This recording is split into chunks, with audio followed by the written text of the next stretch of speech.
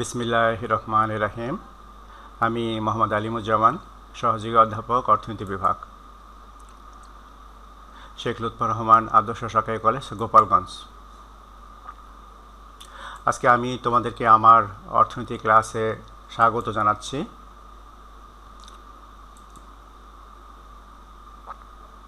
আজকে আমার ক্লাসে আলোচ্য বিষয় একাদশ শ্রেণীর অর্থনীতি প্রথম পত্রের চাহিদা অংশ। প্রিয় শিক্ষার্থীরা, তোমরা যদি এই চাহিদা অংশটা অধ্যয়ন করো তাহলে যে বিষয়গুলিও তোমরা শিখতে পারবা: 1 নম্বর চাহিদা ও চাহিদা বিধির ধারণা, 2 নম্বর চাহিদা বিধির ব্যতিক্রম, তারপরে চাহিদা অপেক্ষিত চাহিদা সূচি অঙ্কন, চাহিদা সমীকরণ থেকে চাহিদা রেখা অঙ্কন। প্রথমে আমরা আলোচনা করব চাহিদা বিধি। আমরা জানি যে চাহিদা বিধিটা অর্থনীতির খুব গুরুত্বপূর্ণ একটা অংশ। চাহিদা বিধি হচ্ছে অন্যান্য অবস্থা অপরিবর্তিত অবস্থায় কোনো দ্রব্যের দাম বাড়লে চাহিদা হ্রাস পায় এবং কোনো দ্রব্যের দাম কমলে চাহিদা বৃদ্ধি পায়।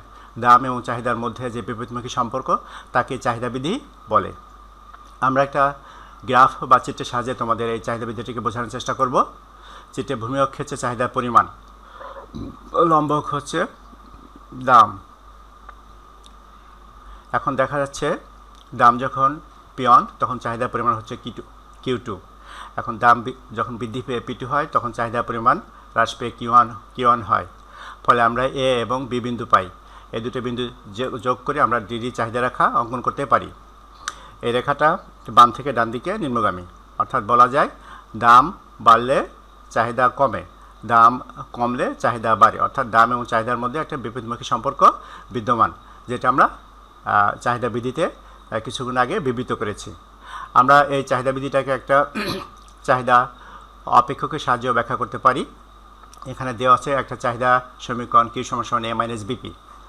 এখন আমরা এই চাহিদা সমীকরণটাকে যদি দামের সাপেক্ষে অন্তরীকরণ করি তখন দেখা যাচ্ছে যে অন্তরীকরণ করার পর এই মানটা আসছে -B, যা 0-এর চেয়ে কম, অর্থাৎ ঋণাত্মক। তাহলে আমরা ওই চাহিদা ভিত্তিতে যে আমরা আগে আলোচনা করেছি যে দাম এবং চাহিদার মধ্যে বিপরীতমুখী সম্পর্ক বিদ্যমান, এটা আমরা এখানেও সেই যেহেতু এই অন্তরীকরণের মান নেগেটিভ আসছে, এখান থেকে আমরা বলতে পারি দাম এবং চাহিদার মধ্যে বিপরীতমুখী সম্পর্ক বিদ্যমান।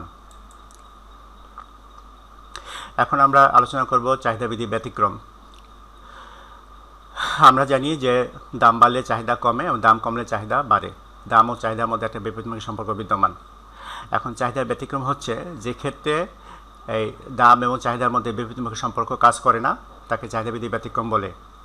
আমরা চাহিদা বিধি ব্যতিক্রমের মধ্যে আমরা আলোচনা করব। প্রথমে হচ্ছে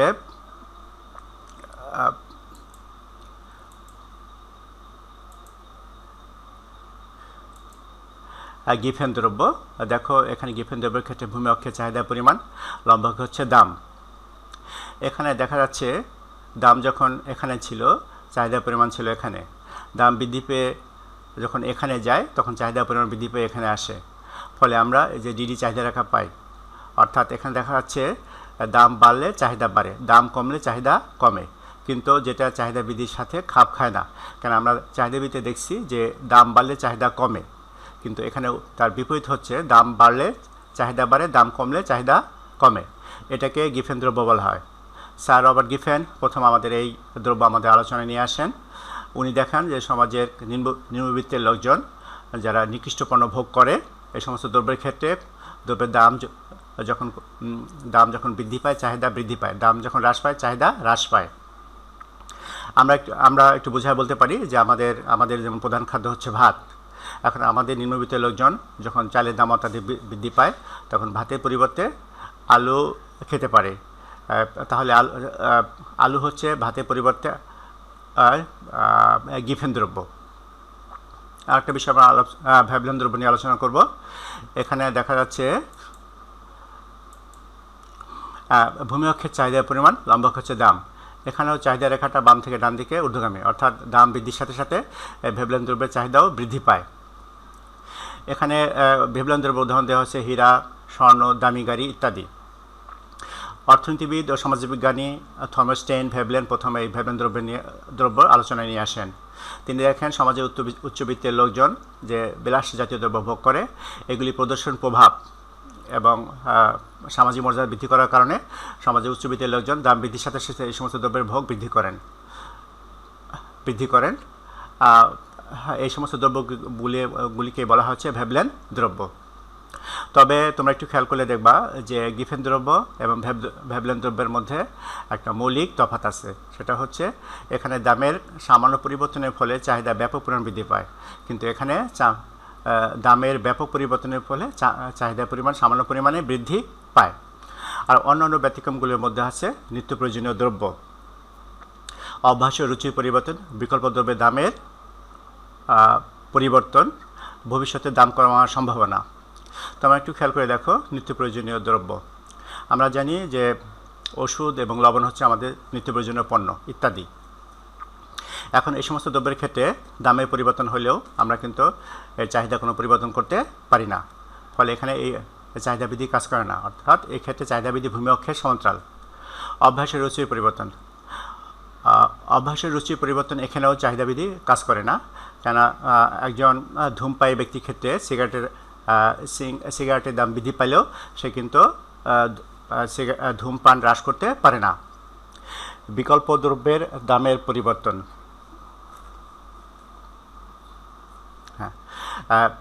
বিকল্প দ্রব্যের দামের পরিবর্তনের সম্ভাবনা। আমরা জানি যে বিকল্প দ্রব্যের মধ্যে আমরা উদাহরণ দিতে পারি চিনি, চা ও কফি। এখানে দেখা যাচ্ছে যে চা ও কফির ক্ষেত্রে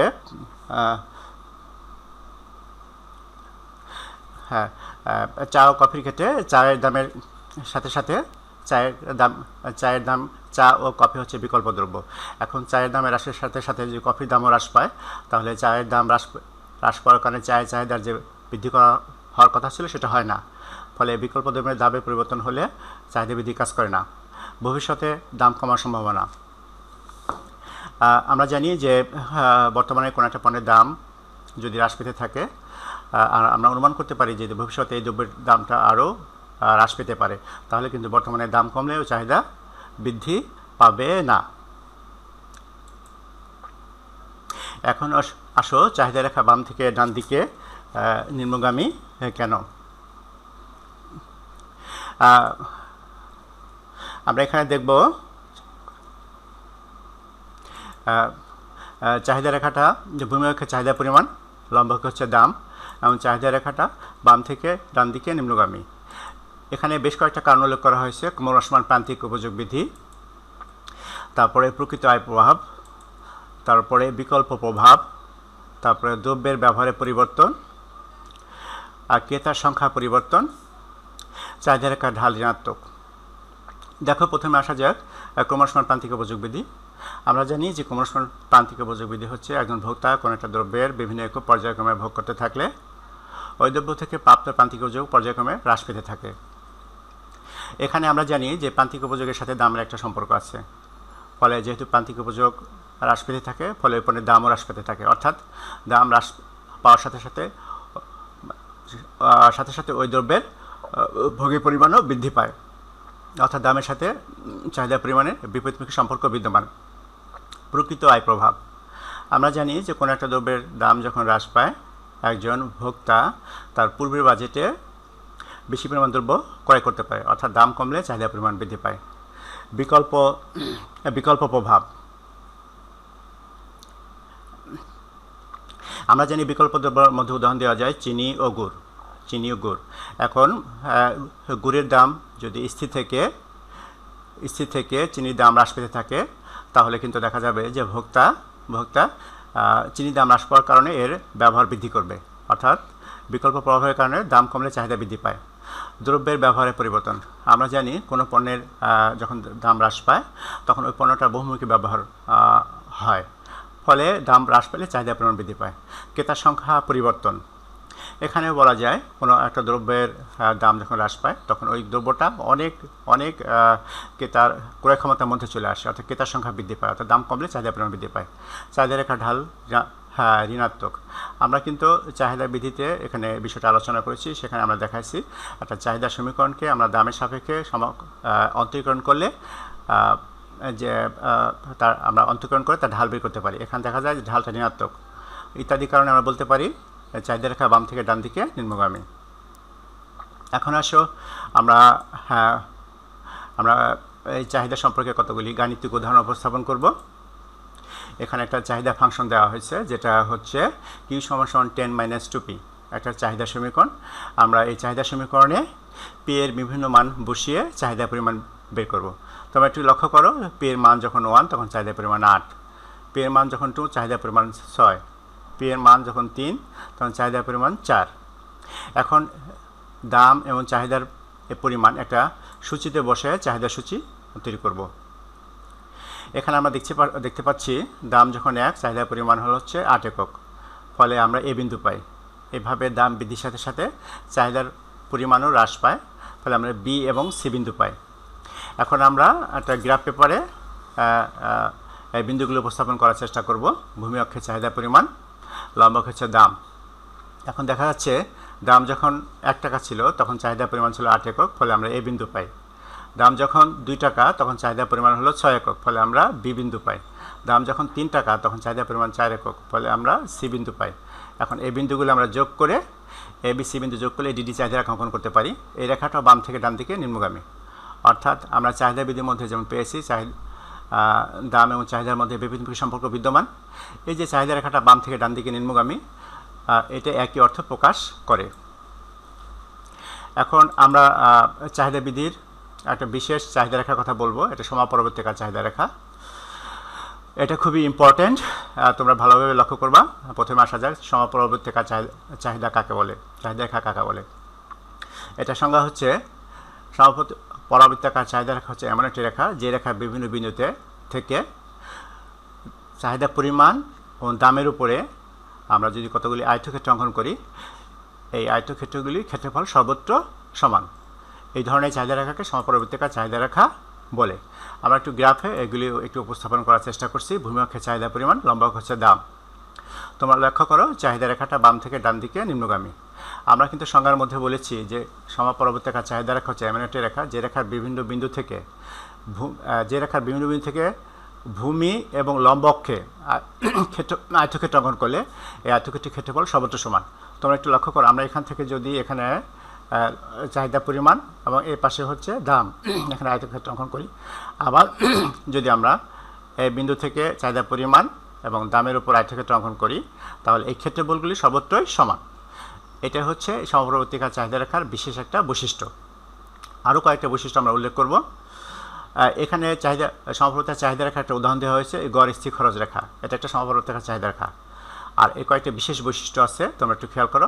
ইহা ভূমি বা লম্বককে ছেদ করে না, ইহা স্থিতিস্থাপকতা এককের সমান, ইহার বিভিন্ন বিন্দুতে অঙ্কিত আয়তক্ষেত্রের ক্ষেত্রফল সমান। যা আমরা সংজ্ঞার মধ্যে বলেছিলাম এই কথাটা, যে বিভিন্ন বিন্দুতে অঙ্কিত আয়তক্ষেত্রের ক্ষেত্রফল সমান। এখন আমরা সমাপরবর্তীকার চাহিদা রেখার একটা গাণিতিক উদাহরণ দিব। এখানে দেখো যে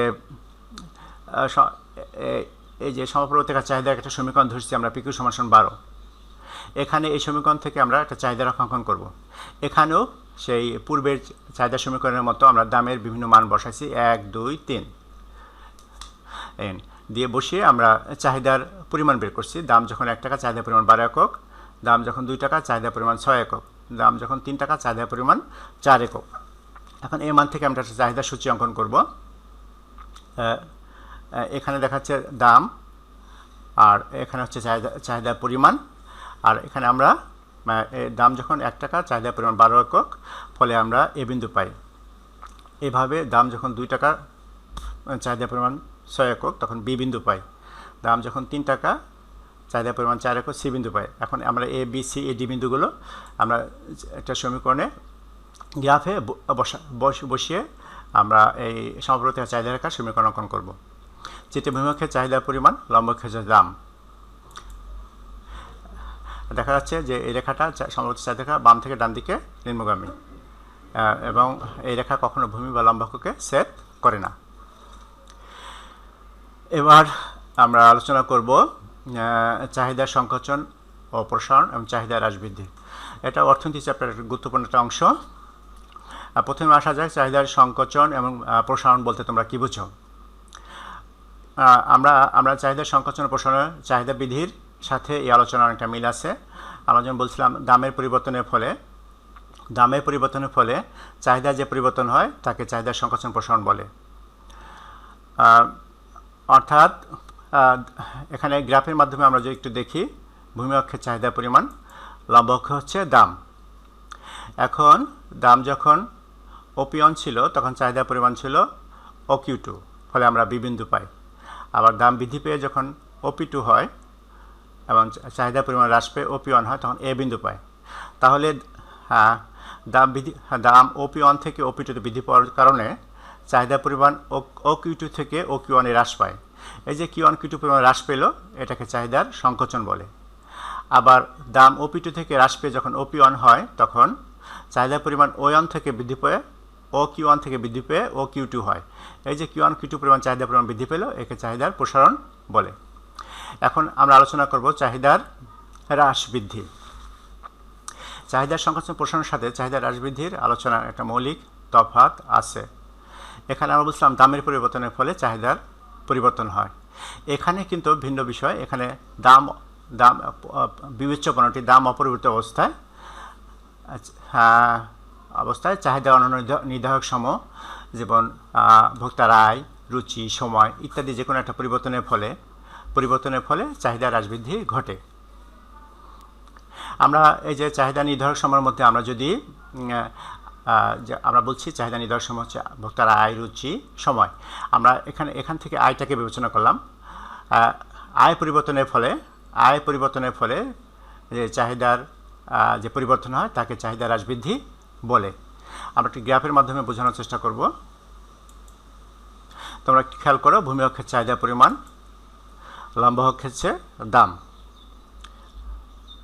এখন দেখা যাচ্ছে আমরা বলছি বিবেচ্য পণ্যটির দাম হচ্ছে স্থির, অর্থাৎ এখানে P0 হচ্ছে বিবেচ্য পণ্যটার স্থির দাম। এখন P0 পণ্যটির দাম যখন P0 ছিল তখন ভোক্তার চাহিদা পরিমাণ ছিল D নট নি ডট, ফলে আমরা চাহিদা পরিমাণ পাই OQ নট, 0Q নট। এখন দাম স্থির থেকে ভোক্তার আয় যখন বৃদ্ধি পায় তখন দেখা যায় চাহিদা রেখাটা D নট থেকে D1 D1 থেকে ডান দিকে স্থানান্তর হয়। ফলে ভোক্তার প্রাথমিক চাহিদা OQ নট থেকে বৃদ্ধি পেয়ে OQ1 হয়। এই যে Q নট থেকে Q1 পরিমাণ চাহিদা Q নট এবং Q1 পরিমাণ বৃদ্ধি একে চাহিদা বৃদ্ধি বলে। আবার লক্ষ্য করো, ভোক্তার আয় যখন হ্রাস পায় তখন D নট চাহিদা রেখাটা বাম দিকে স্থানান্তরিত হয়ে D2 হয়। ফলে চাহিদার পরিমাণ OQ নট থেকে হ্রাস পেয়ে OQ2 হয়। ফলে এই Q নট Q2 পরিমাণ হ্রাস পাওয়াকে চাহিদা হ্রাস বলে।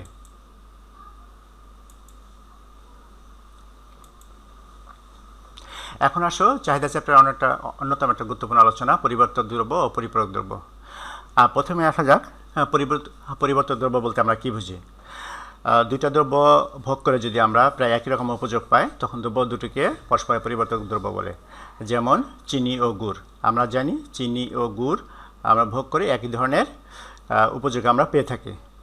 পরিবর্তক দ্রব্যটাকে আমরা একটা গ্রাফের সাহায্যে উপস্থাপন করার চেষ্টা করব। যেটা ভূমি অক্ষের চাহিদা গুড়ের চাহিদা পরিমাণ, লম্ব হচ্ছে চিনির দাম। এখন চিনির দাম যখন P1 তখন গুড়ের চাহিদা Q1। এখন চিনির দাম বৃদ্ধি পেয়ে যখন P2 হয় তখন গুড়ের চাহিদা বৃদ্ধি পেয়ে Q2 হয়। ফলে আমরা A এবং B বিন্দু পাই। A এবং B বিন্দু যোগ করে আমরা DD চাহিদা রেখা পাই।